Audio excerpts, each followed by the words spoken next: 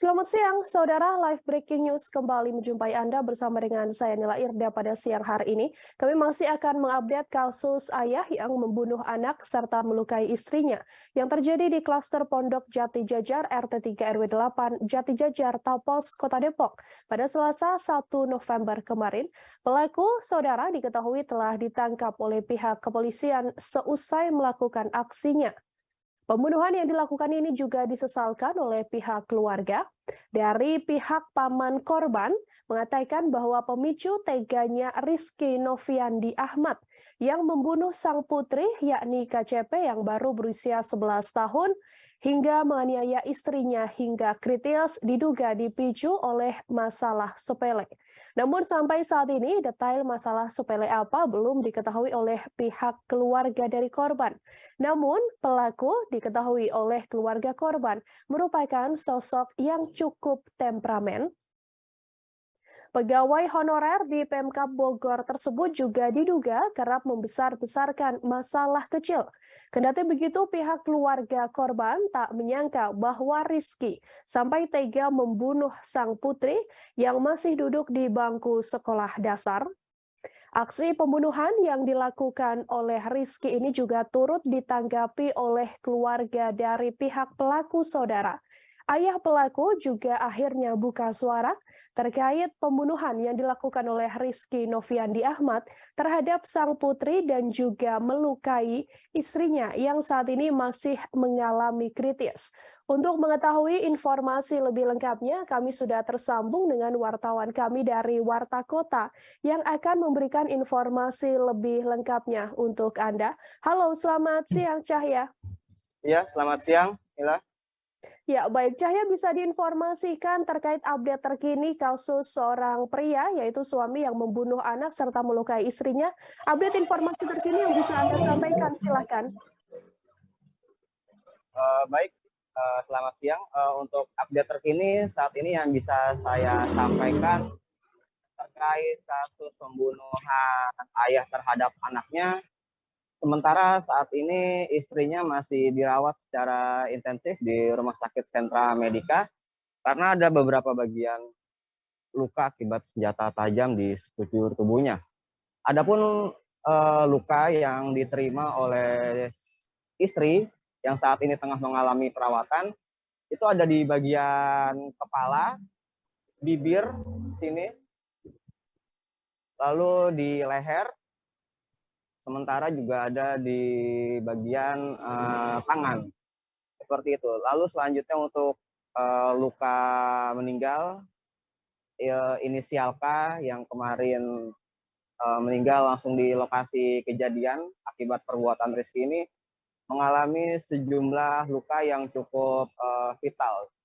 Ada di bagian kepala, lalu di leher, tangannya, dan ada jari itu di bagian jari di sebelah kiri 3 ruas itu putus seperti itu. Lalu untuk kesaksian kemarin yang bisa dapat saya temui yaitu Misan, seorang pedagang sayur yang kebetulan juga ada di lokasi saat itu. Dirinya menceritakan saat kejadian itu dirinya begitu kagetnya karena ruang tamu yang menjadi lokasi kejadian saat itu sudah berlumuran darah. Sementara saat itu posisi anak dan ibu ini bersebelahan, artinya tidak jauh berdampingan. Lalu kondisinya si anak si K ini saat itu memang sudah dipastikan waktu itu sudah meninggal karena sudah dicek tidak ada pergerakan, tidak ada detak jantung, serta nadi pun tidak ada. Saat itu saksi mata mengira bahwa ibu ini, si N ini mengira sudah meninggal juga karena tidak ada pergerakan. Lalu selanjutnya si saksi ini memanggil warga yang lain karena membutuh bantuan. Tak lama setelah warga ini datang, ternyata adanya rangan kecil dari seorang ibu ini. Karena mungkin luka yang ada di mulutnya ini terbelah, mungkin seperti itu ya. Itu jadi sehingga tidak bisa mengeluarkan suara. Jadi dia hanya mengerang kecil dan itu disadari oleh para tetangga. Hingga akhirnya melanjutkan ke kepolisian dan saat itu untuk menenangkan si pelaku ini, jadi tetangga ini memberikan kopi dan rokok kayak gitu. Jadi si pelaku ini ngopi dan rokok ini dengan keadaan yang berlumuran darah seperti itu. Lalu untuk selanjutnya jasad K yang diketahui saat itu sudah tewas di lokasi segera langsung dibawa ke rumah sakit Polri untuk dilakukan otopsi. Otopsi dilakukan kurang lebih selama 5 jam sampai akhirnya kembali lagi ke rumah sekitar pukul jam 7 hingga akhirnya dimakamkan. Lalu menurut ayah korban, ayah dari tersangka, maksud saya, ayah dari tersangka sekaligus kakek dari Kak ini menyampaikan ia turut prihatin atas musibah yang menimpa keluarganya ini. Jadi si Adang ini juga menyampaikan bahwa memang sebelumnya beberapa minggu terakhir keluarga ini memang mengalami cekcok. Nah, jadi si Adang berpikir bahwa cekcok ini hal yang biasa di dalam rumah tangga, kurang lebih seperti itu. Tapi amat sangat disayangkan jika hasilnya sampai seperti ini. Dan info terakhir tadi saya ke lokasi, untuk saat ini sudah tidak ada lagi aktivitas gitu di sekitar lokasi karena mungkin saat ini semuanya sedang berfokus ke rumah sakit mungkin seperti itu ya. Dan sementara itu untuk kepolisian sendiri sudah melakukan olah TKP itu usai pemakaman K. Hal itu disampaikan tadi oleh perwakilan keluarga yang masih ada di dalam rumah. Kurang lebih seperti itu yang bisa saya sampaikan. Inilah. Ya, baik. Cahaya, untuk kondisi dari korban sendiri yang saat ini masih mendapatkan perawatan di rumah sakit, sudahkah ada update terbarunya seperti apa kondisinya? Baik, tadi update terakhir untuk kondisi terkini tidak banyak yang pihak keluarga sampaikan. Hanya saja kondisinya baik saat ini. Hanya itu saja tadi yang bisa diungkapkan oleh pihak keluarga. Sementara itu juga tadi pihak keluarga menyampaikan bahwa saat ini sudah ditangani mungkin ya oleh Dinas Kesehatan Kota Depok seperti itu. Ya, pemakaman yang dilakukan untuk korban KCP ini dilakukan kapan? Apakah hari ini atau kemarin? Cahaya, kemudian siapa saja Di yang kemudian mengurus prosesnya? Karena kan orang tuanya juga satunya masih mendapatkan perawatan, kemudian pelaku juga ditahan oleh pihak kepolisian, begitu ya? Iya, iya. Jadi kemarin pemakaman itu setelah dilakukan otopsi selama 5 jam di Rumah Sakit Polri, jasad Kak ini dibawa dari Rumah Sakit Polri lalu ke rumahnya, ke lokasi kejadian sebentar untuk bertemu dengan keluarga yang ada di sana.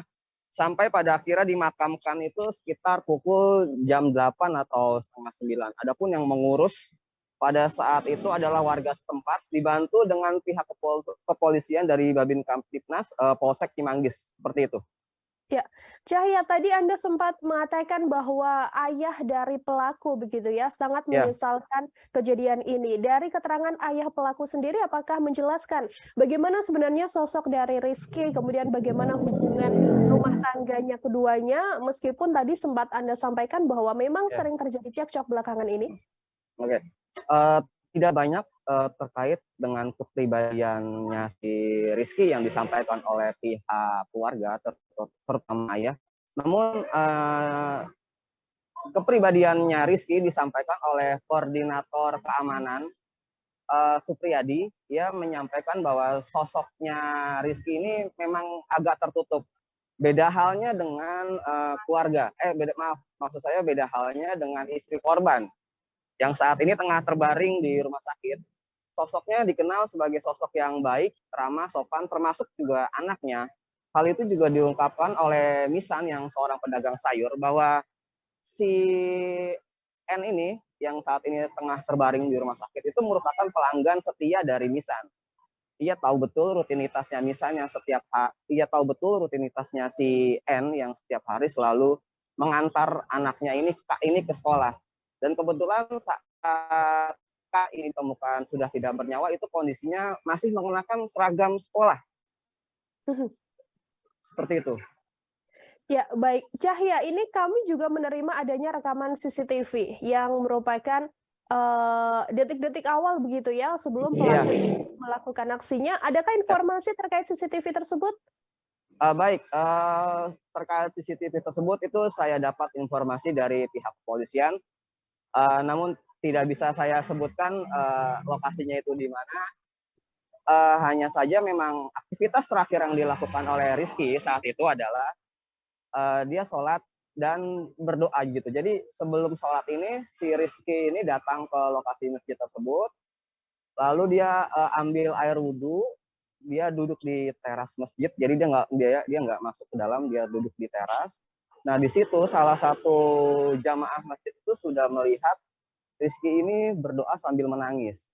Hanya saja waktu itu jamaah yang melihatnya hanya ya dia berdoa sambil menangis saja gitu. Dipikirnya ada apa, tapi tidak terpikir bahwa itu adalah mungkin sudah gimana ya, sudah stres atau seperti apa mungkin seperti itu. Hingga pada akhirnya dia sholat, lalu dia tidak langsung balik lagi ke rumah, tapi dia balik lagi ke teras dan dia menangis lagi, berdoa di situ. Kurang lebih seperti itu yang bisa saya sampaikan. Ya, terima kasih banyak Cahya atas informasi Anda. Kami masih menunggu lagi informasi update yang akan Anda sampaikan. Selamat bertugas kembali. Baik, terima kasih Nila. Saudara, kita juga telah menghimpun wawancara dengan ayah dari pelaku dan juga keterangan dari saksi. Liputan lengkapnya kami hadirkan untuk Anda. Iya, dekatnya. Ada foto? Iya. Aman? Yuk. Oke Bapak, udah datang dari perwakilan dari mana? Oh ya, baik. Assalamualaikum warahmatullahi wabarakatuh. Innalillahi wa inna ilaihi rajiun.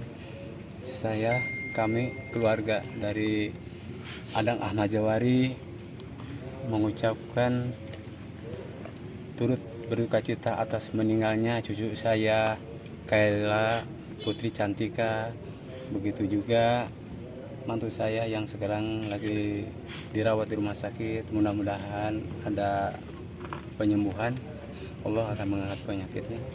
Kemudian kami di sini alhamdulillah dibantu oleh warga lingkungan RT 3 sehingga semuanya bisa dilaksanakan dengan baik. Penanganan semuanya alhamdulillah tidak ada masalah dan lancar-lancar saja. Itu ada berkat doa dari semua pihak. Alhamdulillah semuanya bisa dilaksanakan sebaik-baiknya. Kami mohon doanya kepada sanak famili, keluarga, tetangga, dan saya juga mengucapkan terima kasih atas bantuan yang diberikan kepada keluarga kami atas meninggalnya dan musibah ini. Mudah-mudahan Allah akan membalas kebaikan ini berlipat ganda. Itu saja barangkali yang Pak, bisa Pak, mungkin dari informasi yang dari ini yang jelas dari kronologi seperti apa sih Pak? Dari Yang Bapak terima, yang Bapak terima seperti apa? Mungkin. Oh ya, kalau kejadian ini kebetulan kejadian sih malam mau menjelang subuh gitu. Mungkin ya namanya rumah tangga ya, ada sedikit mungkin perselisihan dan sebagainya, sehingga saya juga tidak tahu dulu permasalahan yang sebenarnya karena hatinya udah dianggap bahwa mereka itu sudah dewasa. Dan pagi tadi dengar teriakan itu saya langsung keluar. Nah pas itu pelaku udah duduk di sini, di depan sini sambil nangis-nangis gitu kan. Nah akhirnya kita tenangin sama tangga sama saudaranya dia juga, Pak Heru namanya. Saya kasih kopi, saya kasih rokok juga, habis itu dia tenang kan. Nah saya juga belum tahu kalau itu dia udah habis ngebantai anak sama istrinya kan. Pas saya ke dalam, saya tanya ada apa sih Pak? Si Pak Heru bilang dia nggak jawab. Nah saya suruh bawa mobil, suruh bawa korban, saya juga belum tahu kan, makanya saya ke dalam nggak tahu korban itu udah dua orang itu, anaknya sama istrinya. Pas nangis-nangis itu, pelaku udah ngomong apa gitu nggak? Oh nggak ada sih, cuman teriak doang sih, saya dengar teriakan doang, saya langsung keluar, di situ juga langsung keluar. Kelihatan kayak gimana itu Pak kalau dari pelaku? Mereka cuma minta tolong, cuma satu lagi doang, kencang banget sih dia. Gitu sih. Pelakunya nggak ada ngomong apa-apa? Nggak ada. Megang kayak golok panjang sih Pak. Golok panjang. Bawa anak yang kecilnya? Iya, anak yang kecil dituntun sama dia itu, dituntun sambil bawa golok panjang, terus dia meluk Pak Heru tuh ada saudaranya. Terima kasih sudah nonton. Jangan lupa like, subscribe, dan share ya.